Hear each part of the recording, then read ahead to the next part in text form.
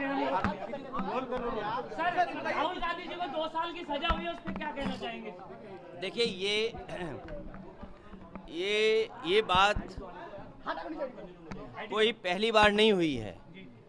अगर आपको याद हो, जब से भारतीय जनता पार्टी की सरकार उत्तर प्रदेश में आई है, उन्होंने प्रशासन और सरकार का साथ लेकर के पहले तो झूठे मुकदमे लगवाए और कई ऐसे मौके आए हैं जहां पर प्रशासन ने और शासन ने मिलकर के समाजवादी पार्टी के कई सदस्यों की सदस्यता ली है।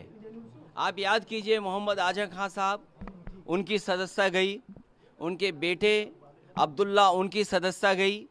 इसी तरह समाजवादी पार्टी के जो सिटिंग एमएलएज हैं, उन पर केस लगाना, इरफान सोलंकी कानपुर, और एक अधिकारी बुलाया गया, बाहर से लाया गया, दूसरे प्रदेश के कैडर के अधिकारी को बुला करके ये निर्देश दिए शासन ने और सरकार ने कि आपको इसकी सदस्यता लेनी है। अभी 2 दिन पहले अगर आपको याद हो, विधायक इरफान ने खुद कहा कि ये मेरी सदस्यता लेना चाहते हैं, इसकी वजह से अन्याय कर रहे हैं। उत्तर प्रदेश में समाजवादी पार्टी के कई सदस्यों की सदस्यता इन्होंने, बीजेपी के लोगों ने ली है। आज कांग्रेस के पार्टी के सबसे बड़े नेता की सदस्यता गई है। और अगर हम इसी तरह देखेंगे, अगर ऐसे मुकदमे देखेंगे, तो बीजेपी वालों की तो कईयों की सदस्यता नहीं बचेगी। जो भाषा या जिस तरह के उनके स्टेटमेंट्स हैं, अगर उन पर सच्ची कार्रवाई हो जाए तो बहुत सारे भारतीय जनता पार्टी के सदस्यों की भी सदस्यता चली जाएगी। ये जानबूझ करके जो असली मुद्दे हैं, महंगाई, बेरोजगारी और इनके ही मित्र उद्योगपति जिन्होंने पैसा भारत का डुबाया है, उन पर ये बहस नहीं करना चाह रहे। उनसे ध्यान हटाने के लिए ये कांग्रेस पार्टी के नेता के साथ हुआ है, समाजवादियों के साथ पहले हो चुका है। 2024 के चुनाव को लेकर आप तमाम दलों से मिल रहे हैं, क्या तैयारी है? अच्छा, जब आ गया है तो शिलान्यास होगा। सवाल ये था, अब तो उद्घाटन होना चाहिए था। जिस सरकार को इतने सालों साल काम करने का मौका मिला हो, 10 साल की सरकार हो गई दिल्ली की, यूपी की 7वां बजट अब आया है, तो 7 बजट वो और 10 बजट वो, 17 बजट का हिसाब किताब, वो भी 24 से पहले इस तरह के आयोजन करना केवल वोट के लिए। और जनता ये जानती है कि महंगाई इन्होंने बढ़ाई, बेरोजगारी इन्होंने बढ़ाई, किसान की आय दोगुनी नहीं हुई, लॉ एंड ऑर्डर में इनका फेलियर है, विदेश पैसा लेके भाग गए, बैंक्स ख़त्म हो गई हैं। इनका जवाब है क्या सरकार के पास? बिजली महंगी इनकी सरकार में, सिलेंडर इनकी सरकार में महंगे, क्या जवाब है इनके पास इसका?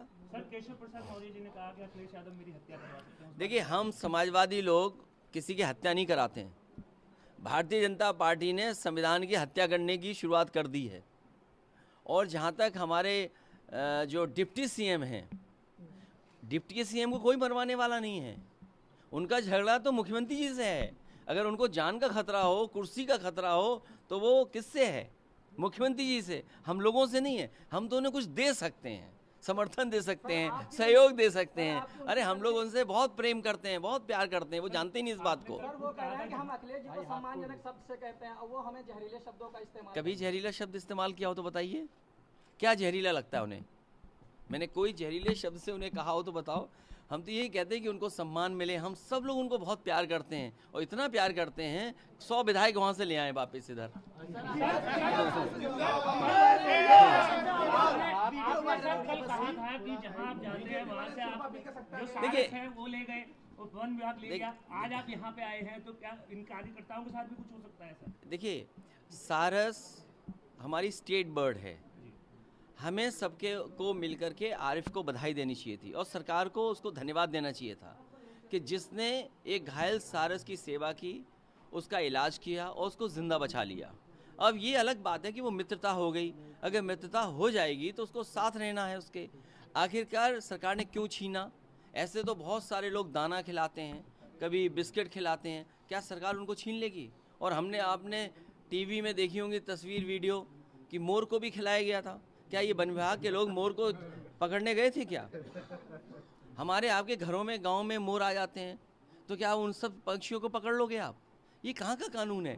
उसने पकड़ा नहीं था, वो सेवा कर रहा था और अपने खेत में खुला छोड़ा हुआ था। अगर कहीं भी कैद किसी ने बताया हो तो बताइए। सर, निकाय चुनाव को लेकर आज सुप्रीम कोर्ट में सुनवाई। फारूक अब्दुल्ला साहब ने कहा है ड्राइवर जो है इतनी जिंदगी लेके जा रहा है, गियर इतना तेज लगा रहा है, उस पे क्या कहना है आपका? यहाँ ही टक्कर हुई थी एक गाड़ी की अभी कुछ दिन पहले नोएडा ग्रेटर नोएडा में। तो ये तो सरकार की जिम्मेदारी है कि समय समय पे ट्रेनिंग दें और समय समय पे उनको जानकारी और जागरूक करें।